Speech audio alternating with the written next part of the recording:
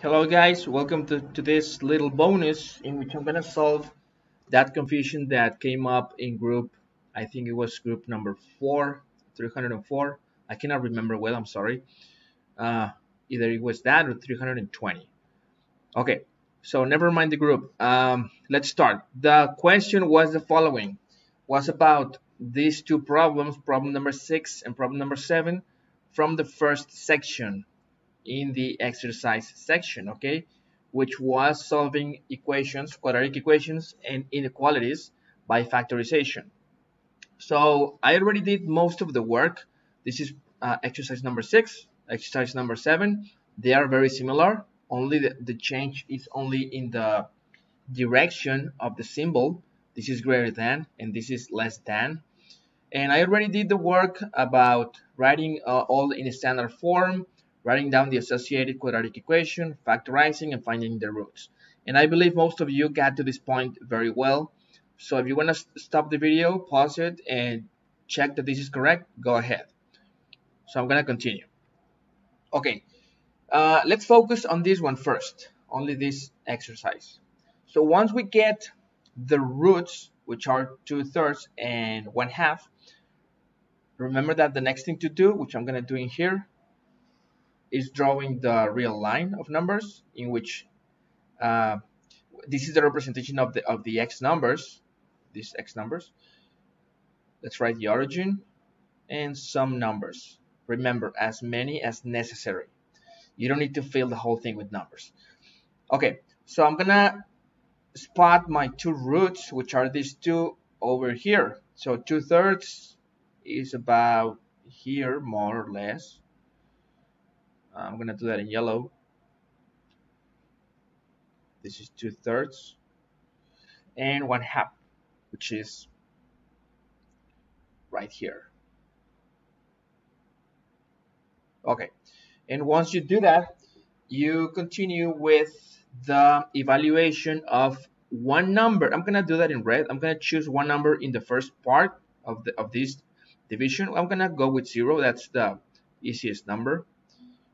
0. In this second part over here, it's very tiny, okay, so you're gonna have a little more problems finding a number in between, but it's not really difficult, okay. I already found it. It's very simple to find numbers in here, but I'm not gonna tell you how. And the number I got was 3/5. I'm gonna evaluate in that number, 3/5. And in here, in the third part, I'm gonna evaluate in 1. So this is 0, this is 3/5, and this is number 1. So I'm gonna evaluate my this thing, my quadratic trinomial, which is associated to this inequality. Okay, once you have it in standard form, this is the quadratic trinomial of interest, and you're going to evaluate each of these numbers in this specific trinomial. Okay, let's do that very quickly. On 0, what you're going to get is the number 2, right? All of this will be 2.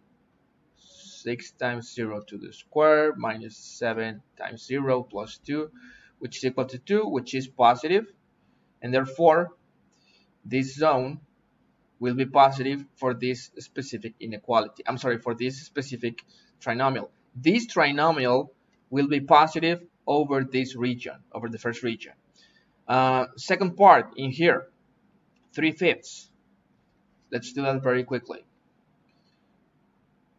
We go like 6 evaluated, times 3/5 to the square minus 7 times 3/5 plus 2. And let's see what comes out of this. I'm going to do that. I haven't done it, so let me do it very quickly.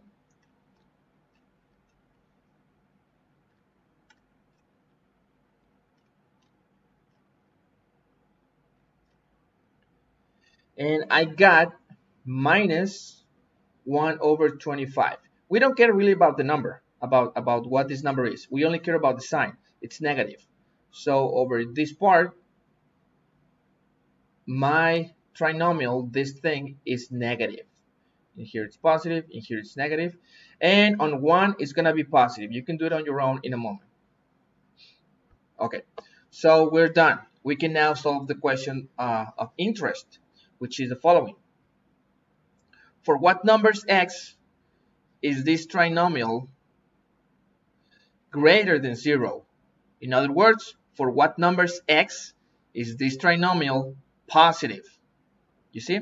For what numbers? For all of these numbers in the first zone up to 1/2, and for all the numbers from 2/3 onwards.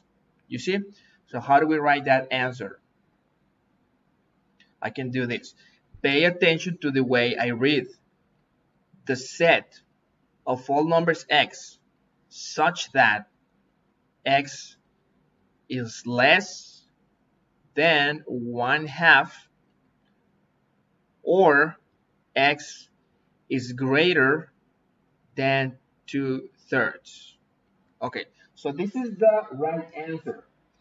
So let's contrast that with the answer I gave you before in the morning, and you can see that in fact I was wrong. Yes, I'm right now seeing my last answer, and you were correct, guys. Congratulations, you were correct. So this is the answer for this one. Another way to write the same thing is all numbers x such that they are in the interval from -infinity to 1/2 union the interval from 2/3